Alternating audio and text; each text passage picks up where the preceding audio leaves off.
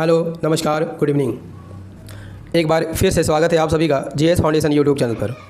दोस्तों याद रखिएगा, इस चैनल पर आपको रोटेशन वाइज वीडियो उपलब्ध कराई जा रही है जो history, geography, polity, economics, science और सामान्य ज्ञान से संबंधित होती है।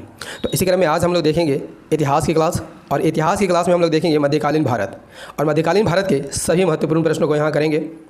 तो दोस्तों यदि आप SSC, railway, state PSC, CDS, NDA, UPSC, SI या फिर किसी भी एग्ज़ाम की तैयारी कर रहे हो तो इस वीडियो को पूरा देखिएगा, क्योंकि मैंने इस वीडियो में उन्हीं प्रश्नों को लिया है जो परीक्षा में बार बार पूछे जाते हैं। तो चलिए दोस्तों यहाँ पर सेशन की शुरुआत करेंगे, लेकिन सेशन में जाने से पहले एक बार फिर से रिक्वेस्ट है कि लिंक को कॉपी कीजिए और दोस्तों के साथ शेयर कर दीजिए। तो चलिए यहाँ पर सेशन की शुरुआत करते हैं अपने पहले प्रश्न से।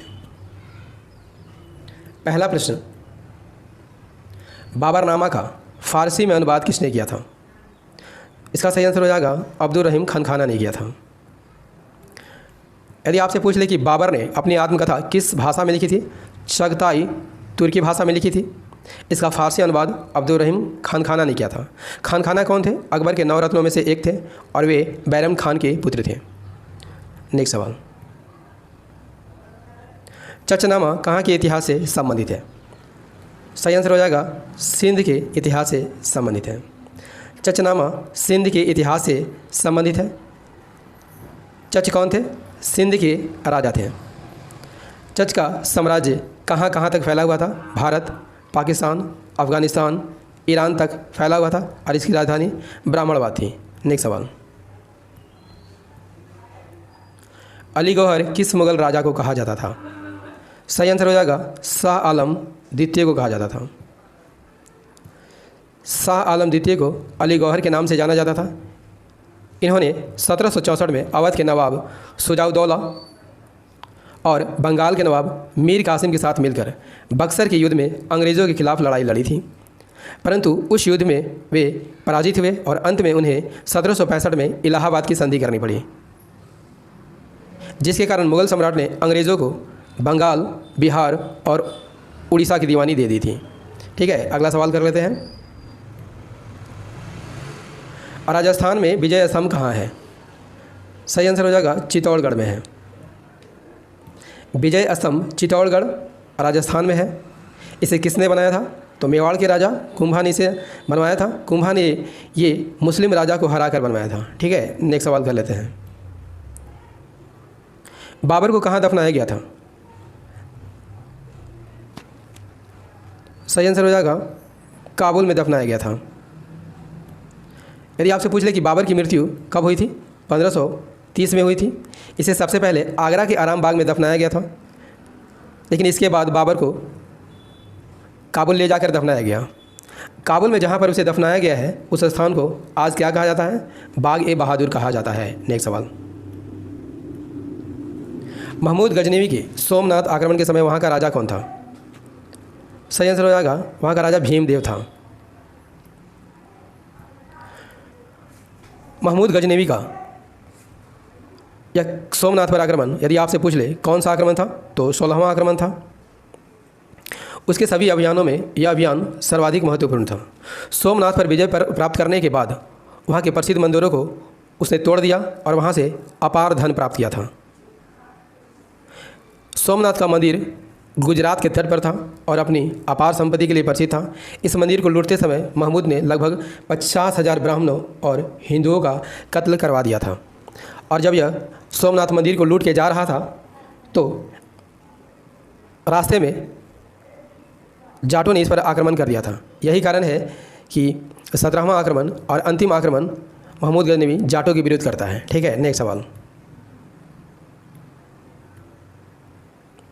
नादिर शाह के भारत आक्रमण के समय मुग़ल सम्राट कौन थे? मुग़ल सम्राट कौन थे? नादिर शाह के आक्रमण के समय मुग़ल सम्राट कौन थे? तो सही आंसर हो जाएगा मोहम्मद साहब थे, मोहम्मद शाह। नादिर शाह ने भारत पर कब आक्रमण किया था? 1739 में आक्रमण किया था। और उसके आक्रमण के समय दिल्ली का मुग़ल सम्राट कौन था? मोहम्मद शाह रंगीला। कौन से उर्दू कवि असद के नाम से कविताएं करते थे? असद के नाम से मिर्ज़ा गालिब जो है कविताएं करते थे। मिर्ज़ा गालिब उपनाम से कविताएं करते थे, लेकिन इससे पहले वे असद के नाम से कविता लिखते थे। नेक्स्ट सवाल, बुलंद दरवाजे के बारे में कौन सा कथन सत्य है? कथन ए, यह 1602 में बना था। बी, यह अकबर ने बनवाया था। सी, यह अकबर ने गुजरात विजय के उपलक्ष्य में बनाया था। या डी, सभी सही है। तो बुलंद दरवाजे के बारे में कौन सा कथन सत्य है? तो यहाँ पर सभी कथन सत्य हैं। बुलंद दरवाज़ा यदि आपसे पूछ ले कहाँ पर है, फतेहपुर सीकरी में है। 1602 में अकबर ने अपने गुजरात विजय के उपलक्ष्य में इसे बनवाया था। नेक्स्ट सवाल, निम्नलिखित अष्टप्रधान में शिवाजी के राज्य का प्रशासन कौन देखता था? शिवाजी के प्रशासन कौन देखते थे? तो यहाँ पर सही आंसर हो जाएगा ऑप्शन ए, मोरोपंत पिंगले देखते थे। अष्टप्रधान की स्थापना किसने की थी? छत्रपति शिवाजी ने की थी। अष्टप्रधान में कौन कौन थे? पेशवा, अमात्य, मंत्री, सचिव, सुमंत, सेनापति, पंडित राव और न्यायाधीश। इसमें राज्य का प्रशासन पेशवा देखते थे और शिवाजी के पेशवा कौन थे? मोरोपंत पिंगले। नेक्स्ट सवाल, सल्तनत कालीन कौन सा राजा बाजार नियंत्रण के लिए प्रसिद्ध है? वेरी वेरी इंपॉर्टेंट सवाल है आपकी परीक्षा की दृष्टि से। तो सही आंसर हो जाएगा अलाउद्दीन खिलजी। अलाउद्दीन खिलजी ने बाजार नियंत्रण लागू किया और दैनिक जीवन की सभी जरूरी वस्तुओं का मूल्य निर्धारण कर दिया था। ठीक है, अगला सवाल, शाहजहां का काल किसका स्वर्ण काल कहा जाता है? तो शाहजहां का काल स्थापत्य कला का स्वर्ण काल कहा जाता है। शाहजहां के काल में अनेक सुंदर इमारतें का निर्माण हुआ था। उनमें ताजमहल महत्वपूर्ण है जो आगरा में है, लाल किला दिल्ली और जामा मस्जिद। अगला सवाल, दोस्तों सेशन कैसा लग रहा है एक बार कमेंट करके ज़रूर बताइएगा। यदि सेशन पसंद आ रहा हो तो इसे लाइक ज़रूर कर दीजिएगा।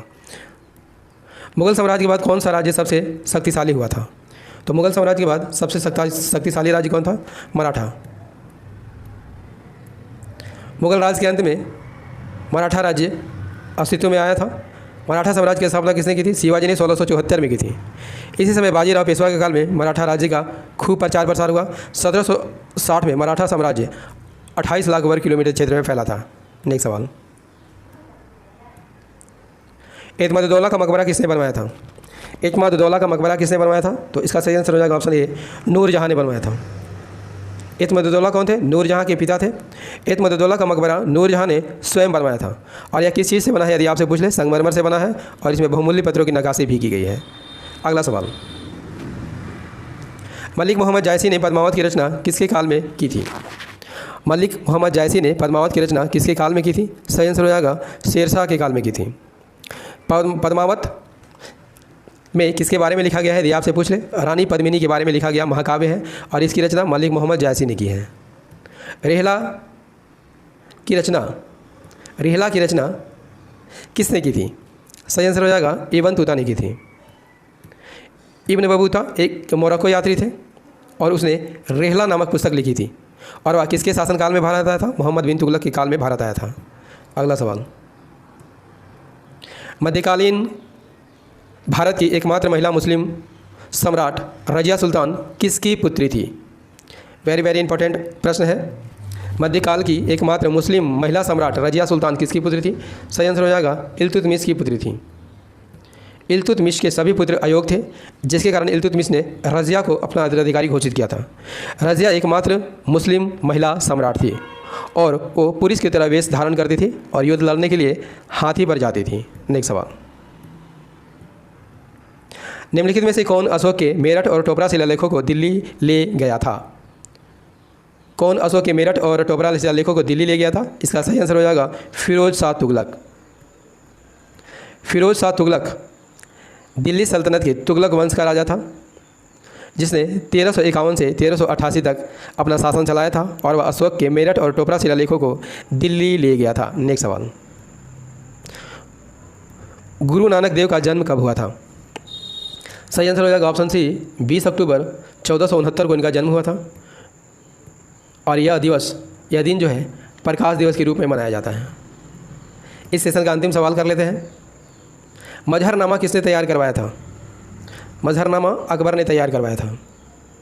मजहरनामा यदि आपसे पूछ ले कब तैयार किया गया था? 1579 में अकबर ने तैयार करवाया था और इसे तैयार किसने किया था? शेख मुबारक ने तैयार किया था। इसका सबसे बड़ा इमाम बन गया था। दोस्तों सेशन कैसा लगा एक बार कमेंट करके जरूर बताइएगा। यदि सेशन पसंद आया हो तो इसे लाइक कर दीजिएगा, दोस्तों के साथ शेयर कर दीजिएगा, और यदि आप भी इस चैनल पर नए हैं तो चैनल को सब्सक्राइब कर लीजिएगा, बेल आइकन को प्रेस कर लीजिएगा। हाँ दोस्तों याद रखिएगा इस चैनल पर आपको रोटेशन वाइज वीडियो उपलब्ध कराई जाती है जो history, geography, polity, economics, science और सामान्य ज्ञान से संबंधित होती है। और याद रखिएगा सभी वीडियो रात को 8 बजे आती है, तो इसे रोज़ देखना मत भूलिएगा। मिलते हैं अगले सेशन में। जय हिंद, धन्यवाद।